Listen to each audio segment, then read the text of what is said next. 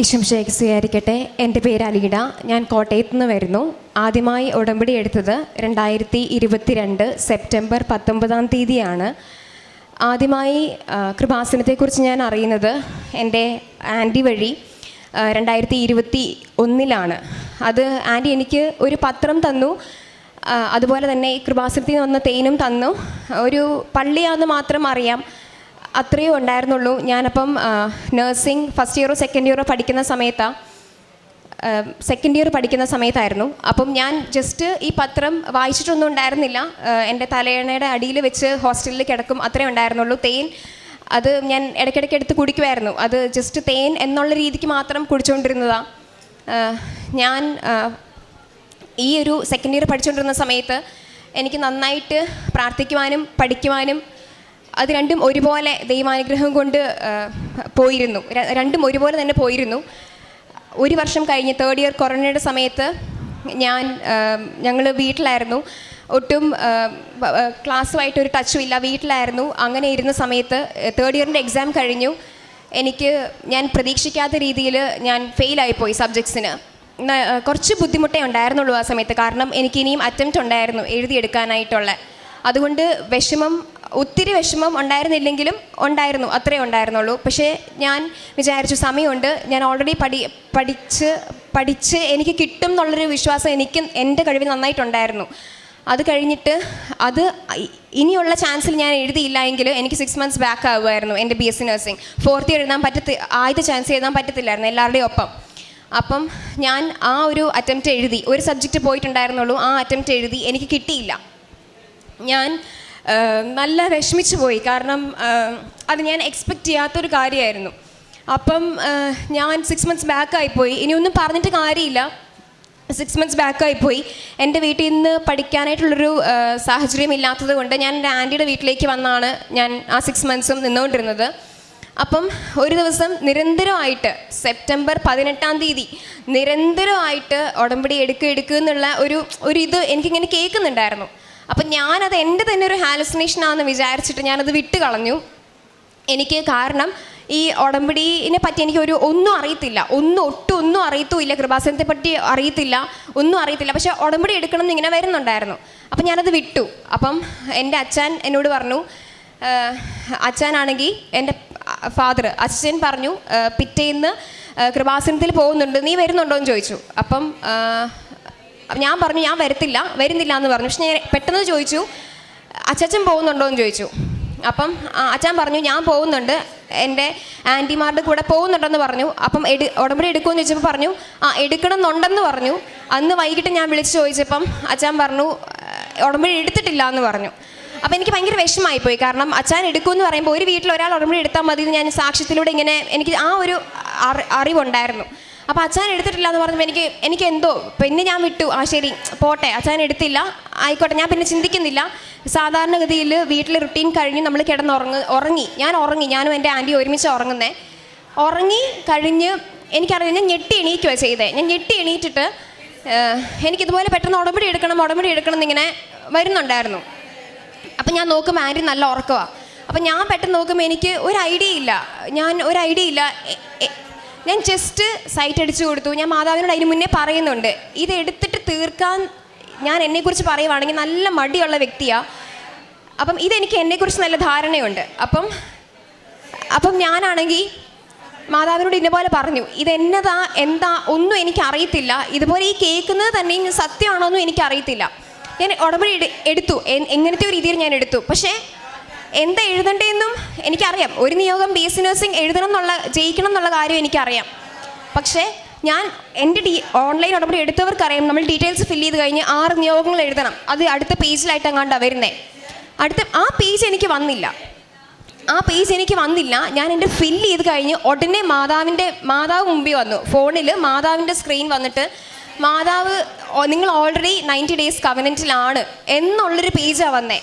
അത് ഞാൻ അന്ന് തൊട്ട് ഞാൻ ഇന്ന് വരെയും മാതാവ് എന്നെക്കൊണ്ട് പറയിപ്പിക്കുന്ന ആൾക്കാരുടെ അടുത്തൊക്കെ ഞാൻ ഈ കാര്യം ഞാൻ പറഞ്ഞിട്ടുണ്ട്. അത് കഴിഞ്ഞിട്ട് ഞാൻ ഓൾറെഡി ഉടമ്പടിയിൽ. അപ്പോൾ എനിക്ക് മനസ്സിലായി മാതാവ് തന്നെയാണ് എൻ്റെ അടുത്ത് പറഞ്ഞതെന്ന് മനസ്സിലായി. ഞാൻ ആ 6 months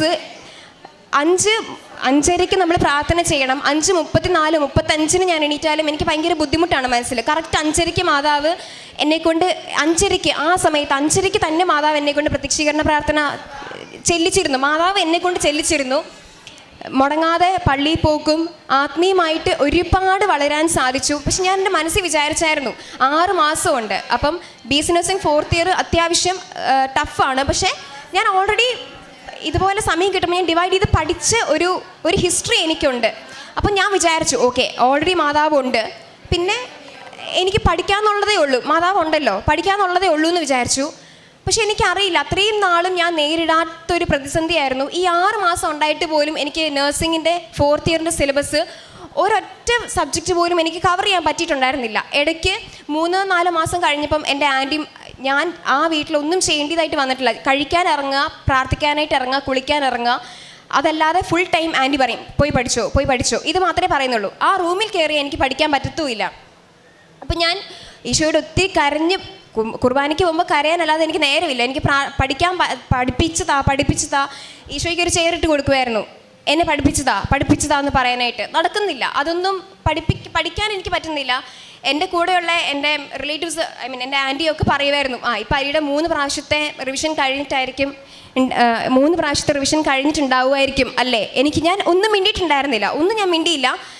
ഞാനത് കേട്ടുകൊണ്ടിരിക്കും, പക്ഷെ എനിക്ക് ഉള്ളി ഭയങ്കര വിങ്ങലാണ്. പക്ഷേ ഈ സമയത്തൊക്കെ എന്താ നടന്നുകൊണ്ടിരുന്നതെന്ന് വെച്ചാൽ, ഞാൻ റൂമിൽ കയറും, എനിക്ക് ബൈബിള് ഈശോ ഇങ്ങനെ വായിപ്പിച്ചുകൊണ്ടേ ഇരിക്കുമായിരുന്നു, സാക്ഷ്യം ഈശോ ഇങ്ങനെ കേൾപ്പിച്ചുകൊണ്ടേ ഇരിക്കുമായിരുന്നു, വചനം എഴുതിപ്പിച്ചുകൊണ്ടേ ഇരിക്കുമായിരുന്നു. ഞാൻ എന്തുകൊണ്ട് ഇങ്ങനെ പറഞ്ഞു വെച്ചാൽ ഭയങ്കര മടിയും ഉള്ളൊരാളാണ് ഞാൻ. അപ്പം ഇത് ഈശോ തന്നെ ഇങ്ങനെ തന്നെ ചെയ്തുകൊണ്ടിരിക്കുമായിരുന്നു. പിന്നത്തെ ഒരു കാര്യം, ഉടമ്പടി എടുത്ത് കുറച്ച് എപ്പോഴും സാക്ഷ്യം കേട്ടിരുന്ന ആ ഒരു സമയത്ത് എല്ലാവരും പറയും അവർക്ക് ഇന്ന പോലത് മാതാവ് വന്നു, മുല്ലപ്പൂവിൻ്റെ മണം എന്തൊക്കെയൊക്കെ വന്നു. എനിക്കെപ്പോഴും ഓർമ്മയുള്ളത് 2022 കാര്യമാണ്. എനിക്കെപ്പോഴും ഓർമ്മയുള്ള ഒരു കാര്യം, ഞാൻ സാക്ഷ്യം കേട്ടുകൊണ്ടിരിക്കുന്ന എൻ്റെ ടേബിൾ ചെയറിൽ അവിടെ ഞാൻ ഇരിക്കുമ്പോൾ, സാക്ഷ്യം കേട്ടുകൊണ്ടിരിക്കുമ്പോൾ ഒരു ആൻറ്റിയുടെ സാക്ഷിയായിരുന്നു. അവരുടെ മുമ്പിൽ ഇങ്ങനെ സിൽവർ കളർ സാരി, ഒരു തുണി ഇങ്ങനെ വീശിയായിരുന്നു. അപ്പം എൻ്റെ മുമ്പിലത്തെ കട്ടൻ ഗ്രേ കളറാണ്. അപ്പം ഞാൻ മാതാവിനോട് പറയുക പെട്ടെന്ന് വന്നു, ഞാനും ഇത് കേൾക്കുക, അങ്ങനെ ഞാൻ മാതാവിനോട് സംസാരിക്കുക, ഒന്നും നടക്കുന്നൊന്നുമില്ല. പിന്നത്തെ അച്ഛൻ്റെ ഒരു ടോക്കിൽ അച്ഛൻ ഇങ്ങനെ പറഞ്ഞായിരുന്നു, നമ്മൾ എല്ലാവരും വന്ന് സാക്ഷ്യം പറയുമ്പോൾ നമ്മൾ പറയുന്നത് നമുക്ക് OET കിട്ടി, നമുക്ക് രോഗം സൗഖ്യമായി, നമ്മൾ ആഗ്രഹിച്ച നിയോഗങ്ങൾ നമ്മൾ കിട്ടി എന്നാണ് നമ്മളെല്ലാവരും പറയുന്നത്. പക്ഷേ അതിൻ്റെ യഥാർത്ഥത്തിലുള്ള മീനിങ് എന്നാന്ന് വെച്ചാൽ ഈശോ വന്നു എന്നാണ് അന്ന് അച്ഛൻ പറഞ്ഞായിരുന്നു 2 വർഷം മുമ്പ്. അപ്പോൾ എനിക്കത് മനസ്സിലായി. അപ്പം എനിക്ക് മനസ്സിലായി അത് ഈശോ വരണം, മാതാവിനോട് പറയണം, ഈശോയെ കൊണ്ടുവരണം എൻ്റെ അടുത്തുനിന്ന് പറയണമെന്ന് വിചാരിച്ചു. അപ്പം ഞാൻ അങ്ങനെ മാതാവിനോട് പറഞ്ഞു. അപ്പം മാതാവ് എന്നെ ചെയ്തതെന്ന് വെച്ചാൽ, ഞാൻ ഇതുപോലെ വെളുപ്പിനെ നമ്മൾ പള്ളിയിൽ പോകുമ്പോൾ ഇരുട്ടാണല്ലോ, വെളുപ്പാങ്കാലം ഇരുട്ടാണല്ലോ. അപ്പം ഞാൻ എപ്പോഴും ഈശോയിനെ റൈറ്റ് സൈഡിലും മാതാവിനെ ലെഫ്റ്റ് സൈഡിലും, ഇതാണ് എൻ്റെ ആഗ്രഹം, ഞങ്ങൾ ഒരുമിച്ച് പോകുമ്പോൾ നടക്കാനായിട്ടുള്ളത്. അപ്പം ആദ്യത്തെ കുറച്ച് ദിവസം ഞാനിങ്ങനെ പറഞ്ഞപ്പം ഈശോ റൈറ്റ് സൈഡിൽ, മാതാവ് ലെഫ്റ്റ് സൈഡും, ഓക്കെ എനിക്കിങ്ങനെ ഒരു ഇത് വരുന്നുണ്ട്. പക്ഷെ അപ്പോഴും ഞാൻ വിചാരിച്ചത് ഞാൻ ഹാലുസിനേറ്റ് ചെയ്യുന്നതാ, കാരണം മാതാവും ഈശോയും എനിക്കുണ്ടെന്ന് വന്നാൽ എനിക്ക് തന്നെ ഒരു വിശ്വാസം വരത്തുള്ളൂ. അപ്പം ഞാനത് ഹാലുസിനേറ്റ് ചെയ്ത് ഇവരെ കൊണ്ടുവന്ന് നടക്കുന്നതാണ് എൻ്റെ ഒരു ഇമാജിനേഷൻ. അപ്പം ഞാനാണെങ്കിൽ ഒരു ദിവസം ഇത് എൻ്റെ ഇമാജിനേഷൻ, എൻ്റെ ഹാലുസിനേഷൻ അല്ലാന്ന് മാതാവ് എനിക്ക് മാറ്റി തന്നെ എങ്ങനെയാണെന്ന് വെച്ചാൽ, ഒരു ദിവസം ലേറ്റായിപ്പോയി. അപ്പോൾ ലേറ്റായിപ്പോയപ്പം എന്താണെന്ന് എനിക്ക് ഓർമ്മയില്ല, ഒന്നെങ്കിൽ ബൈബിൾ വായന അല്ലെങ്കിൽ എന്തോ ഒരു കാര്യം ഞാൻ മാതാവിനോട് പറഞ്ഞു, മാതാവ് ഇന്ന് ഇത്രയും ലേറ്റ് ആയില്ലേ, ഉറപ്പായിട്ടും ഞാൻ നാളെ ഇതും കൂടെ ചേർത്ത് ഞാൻ നാളെ ചെയ്തോളാം എന്ന് ഞാൻ മാതാവിനോട് പറഞ്ഞിട്ടുണ്ടായിരുന്നു.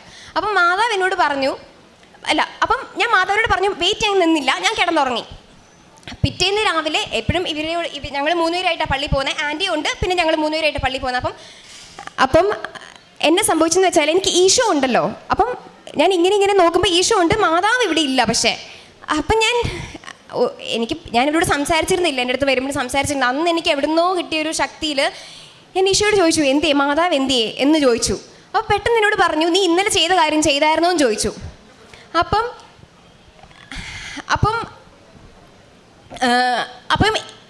എനിക്ക് പറഞ്ഞു തന്നു, മാതാവും ഈശോയും എൻ്റെ കൂടെ ഉണ്ട്, അതിൻ്റെ ഇമാജിനേഷൻ അല്ലാന്ന് എനിക്ക് പറഞ്ഞു തന്നു. പിന്നെ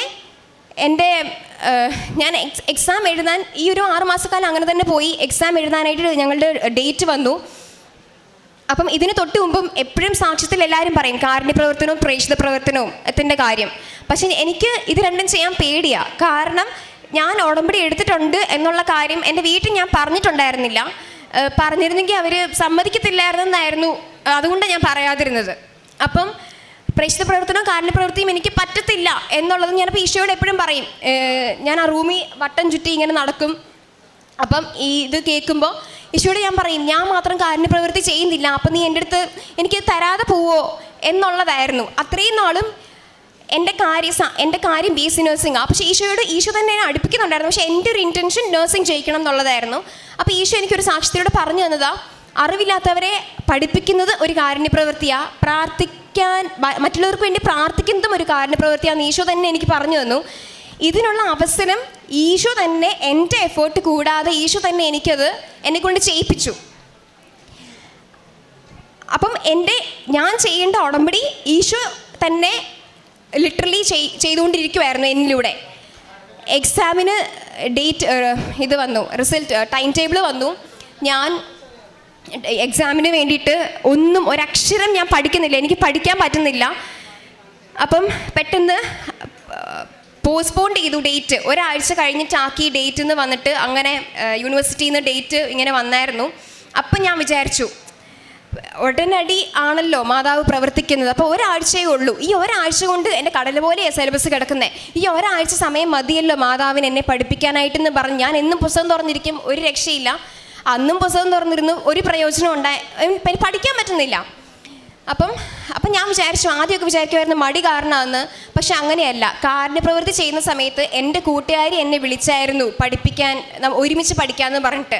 അവൾക്ക് പറഞ്ഞു കൊടുക്കാനായിട്ട് മാതാവ് എന്നിലൂടെ വന്ന് നന്നായിട്ട് പറഞ്ഞു കൊടുക്കുന്നുണ്ടായിരുന്നു. അപ്പം എനിക്കെന്താ, എൻ്റെ മടിയല്ല, പക്ഷേ ദൈവഹിതം അങ്ങനത്തെ ഒരു രീതിക്ക് അതിനെ വിട്ടു. നാളെ പോസ്റ്റ്പോൺ ചെയ്ത ഡേറ്റ് അടുത്തു, ഞങ്ങൾക്ക് നാളെ പോകണം. ഞാൻ തിരുവനന്തപുരത്താണ് പഠിച്ചത്, തിരുവനന്തപുരത്തേക്ക് നാളെ പോകണം. 4 സബ്ജക്റ്റേ ഉള്ളുവെങ്കിലും ഒരുപാടുണ്ട്. അപ്പം ആ ഒരു സമയത്ത് എനിക്കറിയില്ല, അത്രയും നാളത്തെ ഒരു ധൈര്യം പെട്ടെന്ന് കുറച്ചൊന്ന് താഴെ പോയി. അപ്പോൾ കുറച്ച് താഴെ പോയപ്പോൾ ഞാൻ ഇരുന്നു. ഞാൻ അവിടെ രാത്രി സമയമാണ്, ഞാൻ ഇരുന്നു, മാതാവിൻ്റെ അടുത്തിരുന്നപ്പം ഞാൻ എന്നാന്നൊന്നും അറിയത്തില്ല.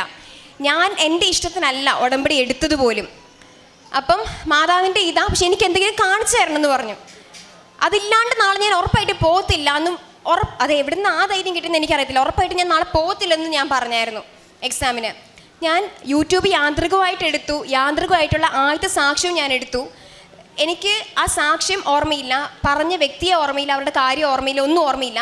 ആകെ എനിക്ക് ഞാൻ എന്നെ മാതാവ് കേൾപ്പിച്ച ഒരൊറ്റ കാര്യം ഉണ്ടായിരുന്നുള്ളൂ.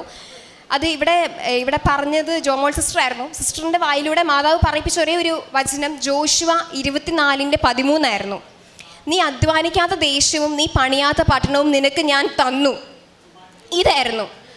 അപ്പം ഓൾറെഡി ആ വചനത്തിലൂടെ നിനക്ക് ലഭിക്കും എന്നൊന്നും അല്ല. ഞാൻ പെട്ടെന്ന് ചിന്തിക്കും, അപ്പോഴാണ് എനിക്ക് സ്വബോധം തന്നെ വന്ന് ഈ വചനം പറയുമ്പോൾ നിനക്ക് ലഭിക്കും, അല്ലെങ്കിൽ നിനക്ക് ലഭിക്കാൻ പോകുന്നു, അങ്ങനെയൊന്നുമല്ല, നിനക്ക് തന്നു എന്നാണ് ഈശോ പറഞ്ഞത്. അപ്പോൾ എനിക്കിത് കിട്ടിയെന്ന് അപ്പം തന്നെ എനിക്ക് മനസ്സിലായി. എനിക്ക് ഓൾറെഡി ഞാൻ എഴുതാൻ ഒന്നും പോയിട്ടില്ല, എനിക്കിത് തന്നു, ഈശോ തന്നു എന്ന് എനിക്ക് അപ്പം തന്നെ മനസ്സിലായി. എല്ലാ പരീക്ഷകൾക്കും എല്ലാവരും ഇരുന്ന് പഠിക്കുമ്പോഴും ഞാനൊരു ചെറിയൊരു ഹോപ്പ് ഉണ്ടായിരുന്നു. അപ്പോഴെങ്കിലും ഒരു വാക്കെങ്കിലും ഈശോ പഠിപ്പിക്കുമെന്ന് ഒരു രക്ഷയില്ല. എനിക്കറിയില്ല എങ്ങനെ പറയേണ്ടതെന്ന്. അത്രയും നാളും ബാക്കിയുള്ള ആൾക്കാർ ഡൗട്ട് ചോദിക്കുമ്പോൾ എനിക്ക് പറഞ്ഞു കൊടുക്കാൻ പറ്റിയിരുന്നു. പക്ഷേ എക്സാമിൻ്റെ തലേന്ന് അവരെനിക്ക് പറഞ്ഞു തന്നിട്ടും കൂടിയും ഞാനിങ്ങനെ നിൽക്കുക, എനിക്ക് തലയിലോട്ട് കയറുന്നില്ല. ഈ 4 പരീക്ഷയ്ക്കും എനിക്ക് 4 പരീക്ഷ 4th ഇയറിനുള്ളൂ എഴുതാൻ. 4 പരീക്ഷയ്ക്കും ഈശോയും മാതാവും എൻ്റെ കൂടെ വന്നു. അതിൻ്റെ ഒരൊറ്റ കാര്യം പറയുള്ളത്, ഞാൻ ആദ്യത്തെ പരീക്ഷയ്ക്ക് ഈശോയോട് പറഞ്ഞിട്ടുണ്ടായിരുന്നു, ഞാൻ ഇരിക്കുന്ന ചെയറിൻ്റെ റൈറ്റ് സൈഡ് എനിക്ക് ഫ്രീ ആയിട്ട് വേണമെന്ന് പറഞ്ഞിട്ടുണ്ടായിരുന്നു ഈശോയോട്. അപ്പം ഞാൻ കയറുമ്പോഴത്തേക്കിനും ഉടമ്പടി പത്രം എൻ്റെ ഒരു ഫ്രണ്ടിന് ഞാൻ കൊടുത്തു. അത് കൊടുത്തിട്ടാണ് ഞാൻ കയറിയത്. ഞാൻ ഉപ്പ് എൻ്റെ കയ്യിൽ പിടിച്ചിട്ടുണ്ടായിരുന്നു. ഹോളിൽ കയറുന്നതിന് ഒരു പകുതി ഉപ്പ് ഞാൻ അവിടെ ഇട്ടു. ഉടമ്പടി ഉപ്പും എൻ്റെ ഹോൾ ടിക്കറ്റും പേപ്പർ പേന അതുപോലത്തെ എല്ലാ കാര്യങ്ങളും ഞാൻ ഈ കയ്യിലാണ് ഇട്ടത്. എല്ലാം ഒരുമിച്ച് തന്നെ പിടിച്ചിരുന്നു. അവർ അങ്ങോട്ട് കയറുമ്പോൾ കോവിഡ് ടൈം ആയി ആ ഒരു ഇതായിരുന്നല്ലോ. അപ്പം നമ്മളുടെ സാനിറ്റൈസർ അപ്പം ഈ കൈ ഞാൻ ലെഫ്റ്റിലാണ് പിടിച്ചിരുന്നത്. അപ്പം ഞാൻ ഈശോനെയും മാതാവിനെയും കയറ്റുന്നത് എങ്ങനെയാണെന്ന് വെച്ചാൽ എൻ്റെ ഈ കയ്യിൽ മൊത്തം എൻ്റെ സാധനങ്ങളാണ് ഉള്ളത്. അപ്പം എനിക്ക് കൈ ഫ്രീ അല്ല. അപ്പം ഈശോയുടെ കൈ ഞാൻ എപ്പോഴും ഈശോനെ റൈറ്റ് സൈഡിൽ നിർത്തുള്ളൂ, അത് എന്നാന്ന് അറിയത്തില്ല. അപ്പം ഈശോയുടെ കൈ ഞാൻ പിടിച്ച് എൻ്റെ കൈയുടെ ഇവിടെ ഇട്ടിരിക്കും. മാതാവിനെ ഞാൻ കൈക്ക് പിടിച്ച് ഞങ്ങൾ 3 പേരും അങ്ങനെ കയറിക്കൊണ്ടിരുന്നേ. ആദ്യത്തെ പരീക്ഷ ഈശോയോട് പറഞ്ഞതാ എൻ്റെ റൈറ്റ് സൈഡ് ഫ്രീ ആക്കി ഇട്ടേക്കണം ഈശോയ്ക്ക് ഇരിക്കാൻ വേണ്ടിയിട്ടെന്ന്. പക്ഷേ കയറ്റിയപ്പോൾ തന്നെ എന്നെ സംഭവിച്ചതെന്ന് വെച്ചാൽ എൻ്റെ ഭിത്തിയോട് ചേർത്ത് എനിക്ക് അവർ സീറ്റ് തന്നത്. അപ്പം ഞാൻ ഈശോയോട് പറഞ്ഞു, പോട്ടെ, എൻ്റെ വിശ്വാസം കളയില്ല, ഈശോ കൂടെ ഉണ്ട്. ഞാൻ ഇങ്ങനെ തന്നെ ഞാൻ എന്നോട് തന്നെ പറഞ്ഞുകൊണ്ടിരിക്കുക. കാരണം പറഞ്ഞ കാര്യം ഈശോ കേട്ടില്ലല്ലോ. അപ്പം ഞാൻ ഇതെന്നെ പറഞ്ഞുകൊണ്ടിരിക്കുക. ഞാനിവിടെ ഇരുന്നു. ഇന്ന് വരെയും ഞാനവിടെ 4 വർഷമാണല്ലോ നമുക്ക് പഠിക്കാനുള്ളത്. 4 വർഷത്തും ഞാൻ കേൾക്കാത്തതാണ് ഞങ്ങളുടെ ഹോളിൽ CCTV ക്യാമറ വർക്ക് ചെയ്യുന്നില്ല എന്നും പറഞ്ഞ് ഞങ്ങളുടെ പ്രിൻസിപ്പൽ മാം ഞങ്ങളെ ഈ മൂലയ്ക്ക് ഇരുന്നവരെ മാത്രം പ്രിൻസിപ്പൽ മാം ആണെങ്കിൽ നടുക്ക് പിടിച്ചിരുത്തി. അപ്പം ഞാൻ അങ്ങനെ പിടിച്ചിരുത്തിയപ്പം എൻ്റെ റൈറ്റ് സൈഡ് ഫ്രീ ആയിരുന്നു. അപ്പം മാതാവിനവിടെ ഇരിക്കാമല്ലോ, അല്ല ഈശോയ്ക്ക് അവിടെ ഇരിക്കാമല്ലോ. മാതാവിനെ ഞാൻ ഇരുത്തിയത് എൻ്റെ കൂടെ തന്നെ മാതാവ് ഇരിക്കും, പിന്നെ അതിൻ്റെ മണ്ടേ ഞാൻ കയറിയിരിക്കും, അങ്ങനെയായിരുന്നു. അപ്പം അതെനിക്ക് സന്തോഷമായി. പിന്നെ അത് മാത്രമല്ല, ഞാൻ പിന്നെ വിചാരിച്ചു ഒരക്ഷരം അറിയത്തില്ല. പിന്നെ ഞാൻ വിചാരിച്ചു എന്തെങ്കിലും എഴുതണമല്ലോ. അപ്പം ഞാൻ വിചാരിച്ചു ഇങ്ങനെ കുറേ പേര് നീണ്ടൂരിൽ തന്നെയുള്ള അച്ഛൻ ഇടയ്ക്കിടയ്ക്ക് എടുത്തു പറയുന്നൊരു ചേട്ടൻ്റെ സാക്ഷി, എൻ്റെ വീട് നീണ്ടൂരാ, ചേട്ടൻ എടുത്തു പറയുന്നൊരു സാക്ഷിയായിരുന്നു. ചേട്ടനെ മാതാവ് തന്നെ പിടിച്ചിരുത്തി, മാതാവ് തന്നെ എഴുതിപ്പിച്ചു എന്നുള്ളത് ആ സമയത്തെ സാക്ഷിയായിരുന്നു. ഭയങ്കര ഇതുള്ള സാക്ഷിയായിരുന്നു. അപ്പം ഞാനും അത് പ്രതീക്ഷിച്ചായിരിക്കുന്നേ. ശരി, ഞാൻ മാതാവിനോട് ഞാൻ ശരിക്കും പറഞ്ഞു, ഞാൻ പേപ്പറിൽ പേന വെച്ചിട്ടുണ്ട്, എഴുതാൻ തുടങ്ങിക്കോ എന്ന് പറഞ്ഞു. ഒന്നും നടക്കുന്നില്ല, മാതാവ് എൻ്റെ കൈ പോലും അനക്കി തരുന്നില്ല. അപ്പം എല്ലാവരും എഴുതാൻ തുടങ്ങി, എനിക്ക് മാത്രം അറിയത്തില്ല എന്നാ ചെയ്യേണ്ടതെന്ന്. അപ്പം അങ്ങനെ നിൽക്കുന്ന സിറ്റുവേഷനിലാണ് സഞ്ചാരി മാതാവ് ഇവിടുന്ന് എൻ്റെ അടുത്ത് ഓൾറെഡി ഉണ്ടല്ലോ. മാതാവ് എന്നെ അടുത്തേ, മാതാവിൻ്റെ മണ്ടയിൽ ഞാൻ കയറിയിരിക്കുന്ന കാര്യം അപ്പം ഞാൻ മറന്നുപോയി. മാതാവ് എൻ്റെ മുമ്പിൽ വന്നു. അതായത് ആ ഒരു ജനൽ പോലത്തെ അത് ഞങ്ങളുടെ അവിടെ എൻ്റെ എക്സാം ഹോളിൽ തുറന്നായിരിക്കുന്നത്. അപ്പം ആ ഹോളിൻ്റെ അവിടെ മാതാവിനോട് പറഞ്ഞ ഒരൊറ്റ കാര്യമുള്ളൂ, നീ ഇഷ്ടമുള്ളത് എഴുതിക്കുക, ബാക്കി ഞാൻ നോക്കിക്കോളാമെന്ന്. അത് ശരിക്കും മാതാവ് എൻ്റെ അടുത്ത് പറഞ്ഞിട്ടുണ്ടായിരുന്നു. അപ്പം ആ ഒരു ധൈര്യത്തിൽ ഞാൻ 4 പരീക്ഷകളും എഴുതി. 4 പരീക്ഷ ഞാൻ എഴുതി. ഓരോ ദിവസവും ഈശോയുടെയും മാതാവിൻ്റെ പ്രസൻസ് ഒരുപോലെ എനിക്ക് വരുന്നുണ്ടായിരുന്നു. 4 പരീക്ഷ എഴുതി. മാതാവ് എന്നെ കൊണ്ട് ഒരാഴ്ചയുണ്ട് പ്രാക്ടിക്കൽ എക്സാമിന് വേണ്ടിയിട്ട്. ആ ഒരാഴ്ച എന്നെ വെറുതെ നിർത്തിച്ചില്ല. തിരുവനന്തപുരത്ത് തന്നെയുള്ള ധ്യാന കേന്ദ്രത്തിൽ ആ ഒരാഴ്ച, ആകെ 5 ദിവസം എന്തേ ഉള്ളൂ ധ്യാനം. പക്ഷേ ഒരാഴ്ച എൻ്റെ മാതാവിൻ്റെ കൂടെ തന്നെ, ഈശോയുടെ കൂടെ തന്നെ മാതാവ് നിർത്തിച്ചായിരുന്നു. പ്രാക്ടിക്കലിൻ്റെ തലേ ദിവസമാണ് ഞാൻ വന്നത്. മാതാവ് അവിടെ നിന്ന് തന്നെ കോളേജിലേക്ക് വിട്ടത് പ്രാക്ടിക്കൽ ചെയ്യാൻ വേണ്ടിയിട്ട്. അതും വൈവയുടെ സമയത്തും അറിയാലോ, തിയറി തന്നെ ആ ഒരു വൈവയായിട്ട് ചോദിക്കുന്നേ, ഒന്നും അറിയത്തില്ല. പക്ഷേ മാതാവ് ആയിരുന്നു എൻ്റെ ഇൻവിജിലേറ്റർ. അതിൻ്റെ കാരണം എന്താ, ഇൻറ്റേർണലും എക്സ്റ്റേണലും മാതാവ് തന്നെയായിരുന്നു. അതിൻ്റെ കാരണം എന്നോട് ചോദിച്ചു, അലീഡ എന്തെങ്കിലും പഠിച്ചിട്ടുണ്ടോ? അപ്പം ഞാൻ പറഞ്ഞു, ഇല്ല, സത്യമായിട്ട് ഞാൻ ഒന്നും പഠിച്ചിട്ടില്ല എന്ന് പറഞ്ഞു. ആ ധൈര്യം ഇതുവരെ എനിക്ക് കിട്ടിയിട്ടില്ല, ഇപ്പോഴും എനിക്ക് അതിന് ശേഷം കിട്ടിയിട്ടില്ല പറയാനായിട്ട്. പഠിച്ചിട്ടില്ല എന്ന് പറഞ്ഞു. അവരെന്തോ ചോദിച്ചു, എല്ലാവരെയും റിപ്പീറ്റ് ചെയ്ത് പറയാത്ത ഉത്തരങ്ങൾക്ക് വേണ്ടി റിപ്പീറ്റ് ചെയ്ത് വിട്ടപ്പം എന്നോട് പഠിച്ചോന്ന് ചോദിച്ചു. ഞാൻ ഇല്ലെന്ന് പറഞ്ഞു. അവരെന്തോ ഒരു കാര്യം പറഞ്ഞു, എന്നെ വിട്ടു, അത്രേ ഉണ്ടായിരുന്നുള്ളൂ. അത് കഴിഞ്ഞിട്ട് ഞാൻ എൻ്റെ റിസൾട്ടൊക്കെ വന്നതാണെങ്കിലും റിസൾട്ട് വരുന്നതിൻ്റെ അന്ന് പബ്ലിഷ് ചെയ്ത റിസൾട്ട് പബ്ലിഷ്ഡ് ആയിട്ടുണ്ടായിരുന്നില്ല.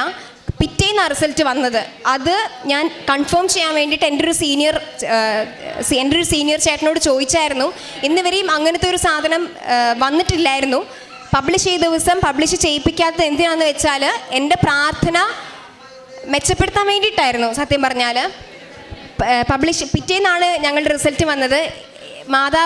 ഞാൻ ഉറങ്ങി എണീറ്റ് മാതാവിനോട് ജസ്റ്റ് ഒന്ന് ഞാൻ മാതാവിനെ വിഷ് ചെയ്തിട്ട് ഞാൻ ഫോൺ എടുത്ത് നോക്കിയപ്പം വാട്സാപ്പിൽ മൊത്തം കൺഗ്രാജുലേഷൻസ് എന്ന് മാത്രമേ വന്നിട്ടുണ്ടായിരുന്നുള്ളൂ. മാതാവ് ലൈറ്റ് വെയ്റ്റനിങ് not by merit but by grace എന്നാന്ന് അപ്പം എനിക്ക് പഠിപ്പിച്ചു തന്നു. പക്ഷെ ലൈറ്റ് വെയ്റ്റനിങ് എന്നാന്ന് പഠിപ്പിച്ചു തന്നത് ഞാൻ 3 പ്രാവശ്യം OET എഴുതിയായിരുന്നു. അത് കഴിഞ്ഞിട്ട് എൻ്റെ ആദ്യത്തെ ഒരു ആഗ്രഹം എന്നാന്ന് വെച്ചാൽ, ഞാൻ സ്വന്തമായിട്ട് ഉണ്ടാക്കുന്ന പൈസയിൽ മാത്രമേ എനിക്ക് എഴുതിയാൽ മതി എന്ന് ഞാൻ എൻ്റെ അമ്മയോട് ഞാൻ പറഞ്ഞിട്ടുണ്ടായിരുന്നു. പക്ഷേ സാഹചര്യം എന്തോ മാതാവിൻ്റെ ഹിതപ്രകാരം എൻ്റെ അമ്മയും എന്നെ പഠിപ്പിച്ച സാറും ഒരു ദിവസം തന്നെ എന്നോട് പറഞ്ഞു, ഇനി ഡേറ്റ് എടുത്ത് നമുക്ക് എഴുതാമെന്ന് പറഞ്ഞു. ആദ്യത്തെ ഡേറ്റ് എനിക്ക് മാതാവ് തന്നത് മെയ് 13-ാം തീയതി, ഫാത്തിമ മാതാവിൻ്റെ ദിവസം തന്നെയായിരുന്നു. മെയ് 13-ാം തീയതി തന്നെ എനിക്ക് മാതാവ് ഡേറ്റ് എടുത്ത് തന്നത്. എൻ്റെ റിസൾട്ട് വരുന്നത് മെയ് 31-ാം തീയതി, വണക്ക മാസത്തിൻ്റെ ഒടുവിലത്തെ ദിവസം. എനിക്ക് ഭയങ്കര ഇതായിരുന്നു, എനിക്ക് കിട്ടും അങ്ങനത്തെ ഒരു ഇതായിരുന്നു. പക്ഷേ എനിക്ക് ദൈവം അനുഗ്രഹിച്ച് എനിക്ക് മാൾട്ട സ്കോറാണ് തന്നെ, അതായത് ക്ലബിംഗ് സ്കോറാണ് തന്നെ. 2 Bയും 2 C+ തന്നെ. നമുക്ക് കിട്ടിയില്ലാത്തതിൻ്റെ വിഷമം ഉണ്ടായിരുന്നു, പക്ഷേ കുഴപ്പമില്ല, ഒത്തിരി വിഷമം വന്നില്ല. പക്ഷേ വിഷമം ഉണ്ടായിരുന്നെങ്കിലും ഒത്തിരി വന്നില്ല. രണ്ടാമത് എഴുതി, രണ്ടാമതും സെയിം സ്കോർ, സെയിം ഗ്രേഡാണ്, പക്ഷേ മാർക്ക് ഇമ്പ്രൂവ് ചെയ്തിട്ടുണ്ടായിരുന്നു. ഇത് കഴിഞ്ഞപ്പം ശരി, എനിക്ക് കുറച്ച് ഇതായിപ്പോയി, കുറച്ചല്ല നല്ല ഡൗൺ ആയിപ്പോയി. ഒരു കാര്യം പറയാൻ വിട്ടുപോയത്, ആദ്യത്തെ പ്രാവശ്യം ഞാൻ എൻ്റെ ഇൻറ്റൻഷൻസിന് വേണ്ടിയിട്ടാണ് പ്രാർത്ഥിച്ചതെന്ന് പറഞ്ഞിരുന്നു. എപ്പോഴാണോ ഞാൻ നിത്യജീവന് വേണ്ടി അച്ഛൻ പ്രാർത്ഥിക്കാൻ പറഞ്ഞിട്ടുണ്ടായിരുന്നത്, നിത്യജീവന് വേണ്ടി, നിലനിൽപ്പിൻ്റെ വരത്തിന് വേണ്ടി പ്രാർത്ഥിച്ചപ്പോഴാണ് എനിക്ക് സത്യം പറഞ്ഞ ആദ്യത്തെ എൻ്റെ നിയോഗം സാധിച്ച് കിട്ടിയത്, മാതാവ് എനിക്ക് തന്നത്. അത് കഴിഞ്ഞിട്ട് 2 പ്രാവശ്യവും പോയിട്ട് എഴുതി കിട്ടിയില്ല. ഞാൻ മുംബൈക്ക് ജോലിക്ക് വേണ്ടി പോയി. അത് കഴിഞ്ഞിട്ട് ആദ്യത്തെ പ്രാവശ്യം, രണ്ടാമത്തെ പ്രാവശ്യവും മാതാവ് എനിക്കിങ്ങനെ പറഞ്ഞു തരായിരുന്നു, Isaiah 60:22 at the right time the Lord will make it happen. അപ്പം ആദ്യത്തെ പ്രാവശ്യം ഇത് കിട്ടാൻ തുടങ്ങുന്ന ആ ഒരു സമയത്ത് എനിക്ക് സന്തോഷമായിരുന്നു. കാരണം കർത്താവിൻ്റെ സമയത്ത് കർത്താവ് എനിക്ക് തരും എന്നുള്ളതാണല്ലോ വചനം. ഇത് എപ്പോഴും വരും, എനിക്ക് പക്ഷേ OIT കിട്ടുന്നില്ല. ക്ലബിംഗ് സ്കോറിൽ മാതാവിനെ ക്ലബിംഗ് സ്കോറിൽ അനുഗ്രഹിച്ച് നിർത്തിയിരിക്കുക. അപ്പം ഞാൻ ഇത് കിട്ടുമ്പോൾ എനിക്ക് ടെൻഷനാണ്, എനിക്ക് ഭയങ്കര ടെൻഷനാണ്. പിന്നെ ഈ ഒരു 8-9 മാസമായി ഞാനിപ്പോൾ മുംബൈക്ക് പോയിട്ട്. അപ്പം ഇത്രയും നാളും എന്നാ പറയുന്നത്, മാതാവിനോട് പറയുന്നുണ്ടായിരുന്നു OIT എന്ന് പലരിലൂടെയും പറയുന്നുണ്ടായിരുന്നു. പക്ഷെ ഞാനത് വിട്ടേക്കുന്ന കേസായിരുന്നു. കാരണം തന്നില്ലല്ലോ, മാതാവ് എനിക്ക് തന്നില്ലല്ലോ, അതുകൊണ്ട് വിട്ടേച്ചിരിക്കുമായിരുന്നു. പക്ഷേ കുറേ പേര് ഇതുപോലത്തെ ഒരു കാര്യം പറയുമ്പോൾ എനിക്കത് അറിയാം. ഈ ഒരു വചനം തന്നെ 100 പ്രാവശ്യം എനിക്ക് കാണിച്ചു തരുമ്പോൾ എനിക്കതറിയാം, ഈശോ ശരിക്കും പറയുന്നതാണെന്ന് എനിക്ക് അറിയാം. എനിക്കത് ഓൾറെഡി ഈശോ പറഞ്ഞിട്ടുള്ള കാര്യമാണ്. അപ്പം കുറേ പേര് പറയുന്നുണ്ട്, നീ എഴുതെന്ന് പറയുമ്പോഴാണ് ഞാൻ പിന്നെ വിചാരിച്ചു, ശരി, മാതാവിനോട് പറഞ്ഞു ഞാൻ പഠിക്കാൻ തുടങ്ങിയേക്കാം. എപ്പോഴും ഏഷ്യ 60:22 വരുന്നുണ്ടല്ലോ. അപ്പം ഞാൻ വിചാരിച്ചു ജൂൺ 22-ാം തീയതി OITക്ക് ഒരു ഡേറ്റ് ഉള്ളതായിട്ട് എനിക്ക് അറിയാം. ജൂൺ 22-ന് എഴുതാം, പക്ഷേ 3-4 മാസം തൊട്ട് പഠിക്കാൻ തുടങ്ങാം എന്നുള്ള ഇതിലായിരുന്നു. പക്ഷേ സംഭവിച്ചത്, മാതാവിൻ്റെ പദ്ധതി എന്താണെന്ന് വെച്ചാൽ, പഠിക്കാൻ തുടങ്ങിയ ആദ്യത്തെ ദിവസം തന്നെ സാർ എന്നോട് പറഞ്ഞു, നീ ഡേറ്റ് എടുക്കാതെ നിന്നെ ഞാൻ പഠിപ്പിക്കത്തില്ലെന്ന് പറഞ്ഞു. അപ്പം ഡേറ്റ് എടുക്കാതെ പഠിപ്പിക്കത്തില്ലെന്ന് സാറ് പറഞ്ഞല്ലോ. അപ്പം എനിക്ക് വേറൊരു നിർവാഹം ഇല്ലാതായിപ്പോയി. ശരിക്കും അത് കർത്താവ് പറയിപ്പിച്ചതാണ്. അത് ഡേറ്റ് എടുത്തു. ഞാൻ പറഞ്ഞ ഡേറ്റ് അല്ല സാർ എടുത്തു തന്നത്. അപ്പം അതും ഞാൻ വിട്ടുകൊടുത്തു. ശരി, അത് ഈശോയുടെ ഇഷ്ടമായിരിക്കണേ എന്നാണ് ഞാൻ പ്രാർത്ഥിച്ചത്. അങ്ങനെ ഞാൻ വിട്ടുകൊടുത്തു. എക്സാമിന് 2 മാസം മുമ്പേ സ്റ്റാർട്ട് ചെയ്തത് പഠിക്കാനായിട്ട്. ഇത് ആദ്യത്തെ OIT പരീക്ഷയുടെ സമയത്തും രണ്ടാമത്തെ OIT പരീക്ഷയുടെ സമയത്തും ഞാൻ ഈശോയോട് പറഞ്ഞു, ആദ്യം ഞാനൊന്നും പഠിച്ചിട്ടില്ലല്ലോ, നിങ്ങളുടെ അതെൻ്റെ അഹങ്കാരമായിപ്പോയി, ഞാൻ മാപ്പ് ചോദിക്കുന്നു. ഞാൻ ഈശോയോട് പറഞ്ഞു, ഇനി ഞാൻ പഠിച്ചോളാം, നിങ്ങളും കൂടെ വാ, ഞാൻ പഠിച്ചെഴുതിക്കോളാം, ഞാൻ നിങ്ങളെ ഒരുപാട് ബുദ്ധിമുട്ടിക്കുന്നില്ല, ആ ഒരു രീതിക്കാണ് ഞാൻ ഈശോയോട് പറഞ്ഞത്. അപ്പം ഞാൻ പഠിച്ചോളാം എന്ന് പറഞ്ഞു. ആദ്യത്തെ പ്രാവശ്യം എക്സാമിൻ്റെ തലേന്ന് വരെ ഞാൻ ഭയങ്കര പഠിത്തമായിരുന്നു. എന്നെ പഠിച്ചെന്ന് എനിക്ക് ഇപ്പോഴും അറിയത്തില്ല. രണ്ടാമത്തെ പ്രാവശ്യവും അതെ, എന്നിൽ കഴിയുന്ന പോലെ പഠിച്ചു. സാറും നല്ല സ്ട്രിക്റ്റ് ഉള്ള സാറാണ്. അപ്പോൾ പഠിച്ചില്ലെങ്കിൽ രക്ഷയില്ല. അപ്പം അങ്ങനെ പഠിച്ചുകൊണ്ട് ആണ് ഞാൻ പോയത്. അപ്പോഴാണ് എനിക്ക് ഇങ്ങനെ ആയിപ്പോയത്. 3-ാമത്തെ പ്രാവശ്യം ഡേറ്റ് സാറ് ഈശോ എടുത്തു തന്നു. ഒരക്ഷരം പഠിക്കാൻ പറ്റുന്നില്ല. സാറ് നല്ല പോലെ വഴക്ക് പറയുമായിരുന്നു. നല്ല പോലെ വഴക്ക് പറയും. എനിക്ക് ഡ്യൂട്ടിയും ഉണ്ട്, പഠിക്കാനും പറ്റത്തില്ല, പഠിക്കാനുള്ള ഇൻട്രസ്റ്റും എന്നിൽ നിന്ന് പോയി. അപ്പം ഞാൻ വിചാരിച്ചൊരു കാര്യമുണ്ട്. ആദ്യത്തെ പ്രാവശ്യം ഞാൻ പറഞ്ഞല്ലോ, പഠിത്തവും പ്രാർത്ഥനയും ഒരുപോലെ ഉണ്ടായിരുന്നു. രണ്ടാമത്തെ പ്രാവശ്യം പ്രാർത്ഥന മാത്രമേ ഉണ്ടായിരുന്നുള്ളൂ. അപ്പം ഞാൻ വിചാരിച്ചു, പ്രാർത്ഥനയുടെ എൻ്റെ കഴിവിൽ നിന്നുള്ള പ്രാർത്ഥന കൊണ്ടിട്ടാണ് എന്നുള്ളൊരു കോൺഷ്യസ്നെസ് ആയിരുന്നു എനിക്ക് ആ സമയത്തുണ്ടായിരുന്നത്. അതും ഈശോ എനിക്ക് മാറ്റി തന്നു. എല്ലാം കൃപയാ, പ്രാർത്ഥിക്കുന്നത് പോലും ഒരു കൃപയാന്ന് ഈശോ എനിക്കപ്പം പഠിപ്പിച്ചു തരുക ചെയ്തേ, പ്രാർത്ഥന തന്നെയും. അപ്പം ഞാൻ എന്നെ ചെയ്തെന്ന് വെച്ചാൽ, എക്സാമിന് പോകുന്നതിന് തൊട്ട് മുമ്പ് എനിക്ക് എക്സാമിൻ്റെ ഡേറ്റ് April 6-ഉം എക്സാമിൻ്റെ റിസൾട്ട് 23-ാം തീയതിയുമായിരുന്നു. അപ്പം എനിക്കറിയില്ല എങ്ങനെ പറയണമെന്ന്. ഒരു ദിവസം ഒരു 100 പ്രാവശ്യം, ഇപ്പോഴും ഈ വരുന്ന വഴിക്കും 100 പ്രാവശ്യം മാതാവ് 22 എന്നിങ്ങനെ കാണിച്ചുകൊണ്ടേ ഇരിക്കുക. അത് ഡേറ്റിലൂടെ മാത്രമല്ല, വചനത്തിലൂടെയും മത്തായി 21:22 വിശ്വാസത്തോടെ പ്രാർത്ഥിക്കുന്നതെല്ലാം നിങ്ങൾക്ക് കിട്ടും. ഏഷ്യ 60:22, സങ്കീർത്തനം 55:22.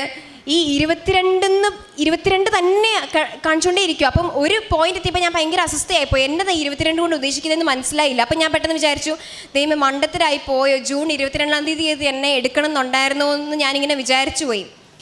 പെട്ടെന്നാണ് എൻ്റെ റിസൾട്ട് 23-ാം തീയതിയാണല്ലോ. അപ്പം ആ ഒരു സമയത്ത് എനിക്ക് ഇടയ്ക്കിടയ്ക്ക് ഈശോ എന്നോട് എന്തെങ്കിലും സംസാരിക്കണം എന്നുണ്ടെങ്കിൽ ഇടയ്ക്കിടയ്ക്ക്, കാരണം ഞാൻ പെട്ടെന്ന് വിശ്വസിക്കാത്ത കൂട്ടത്തില്ല. അപ്പം ഇടയ്ക്കിടയ്ക്ക് ആ സാധനം തന്നാൽ മാത്രമേ ഞാൻ ഈശോ പറയുന്നതെന്ന് വിശ്വസിക്കത്തുള്ളൂ. അപ്പം ഇടയ്ക്കിടയ്ക്ക് ഈശോ എനിക്ക് ഡേറ്റിൻ്റെ ഇമ്പോർട്ടൻസ്, ഈ ആൾത്താരയിൽ നിന്നുള്ള ഷോർട്സ് എന്നെ ഈശോ എപ്പോഴും കാണിക്കുന്നുണ്ടായിരുന്നു. അപ്പം അത് എനിക്ക് മനസ്സിലായി, ഡേറ്റിൻ്റെ ഇമ്പോർട്ടൻസ്. എനിക്ക് ശരിക്കും 23-ാം തീയതി ഏപ്രിലാണ് എൻ്റെ എൻ്റെ റിസൾട്ട് വരേണ്ടത്. പക്ഷെ ഞാൻ ഈശോയോട് പറഞ്ഞു, ഞാൻ ഈശോയോട് പറയുന്നതിൽ പ്രസക്തിയില്ല, കാരണം ഈശോ തന്നെ ആണ് എനിക്ക് കാണിച്ചത് 22-ാം തീയതി റിസൾട്ട് വരും എന്നുള്ള കാര്യം. അപ്പം ഞാനത് വിശ്വസിച്ച് മാതാവിനോട് പറഞ്ഞു 22-ന് വരും. എൻ്റെ വീട്ടുകാരൊക്കെ പറയുമ്പോൾ ഞാൻ പറയും 22-ാം തീയതി റിസൾട്ട് വരും എന്നുള്ള കാര്യം പറയും. ശരിക്കും 23-നാണ് വരണ്ടേ.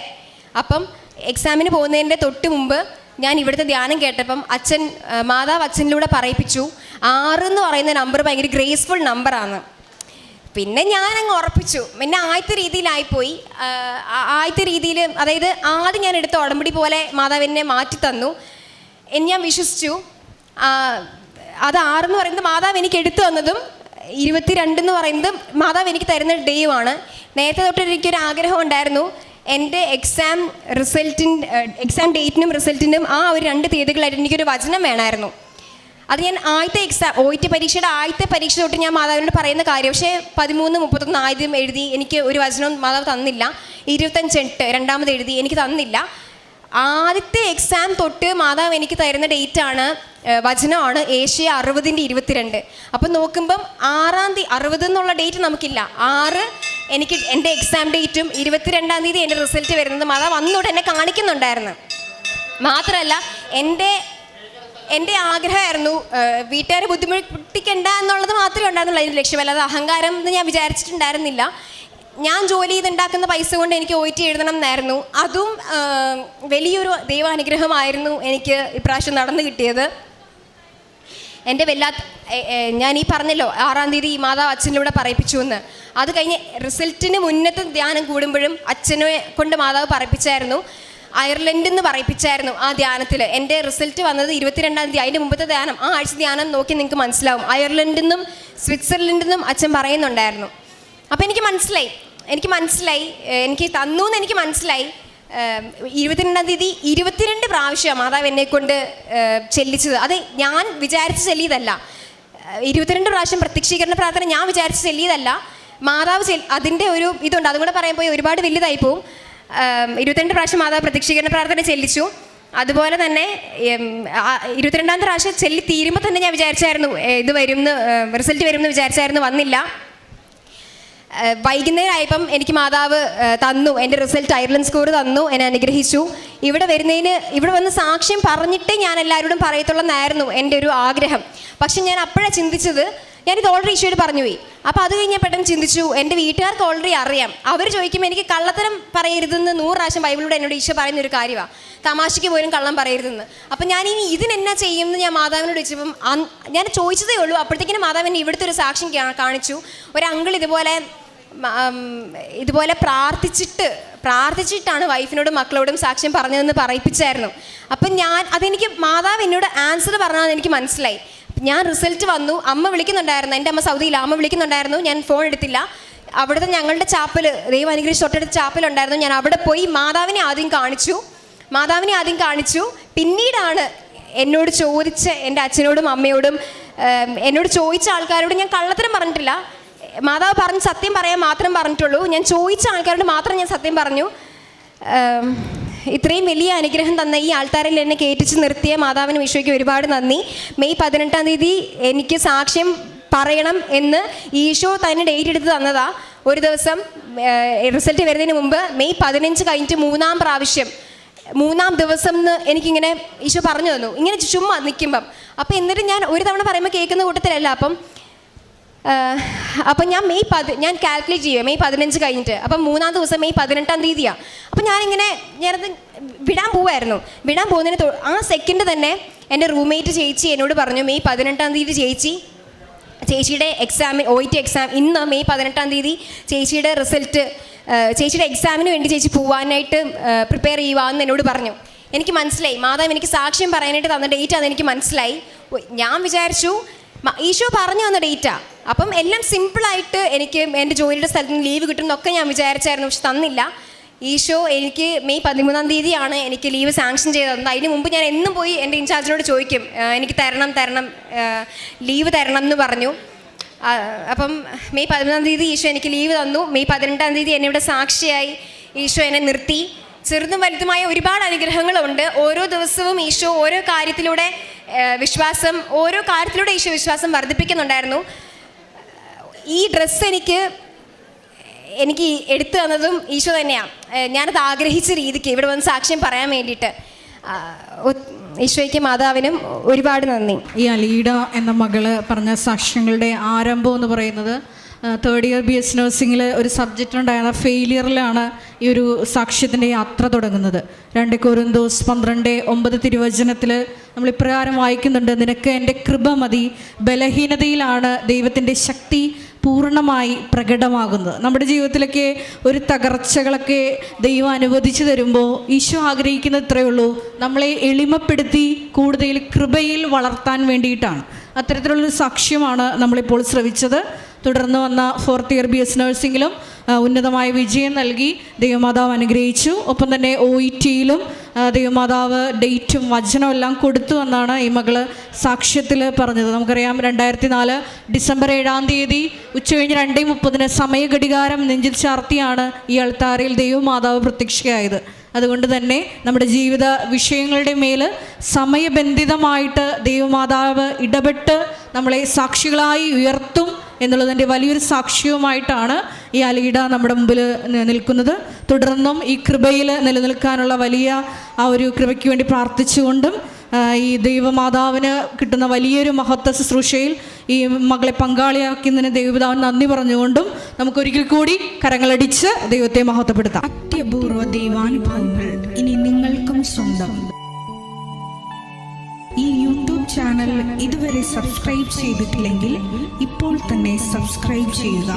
ഈ വീഡിയോ ഇപ്പോൾ തന്നെ നിങ്ങളുടെ സുഹൃത്തുക്കൾക്ക് ഷെയർ ചെയ്തുകൊണ്ട് കർത്താവിൻ്റെ പ്രേക്ഷിതരാകുക.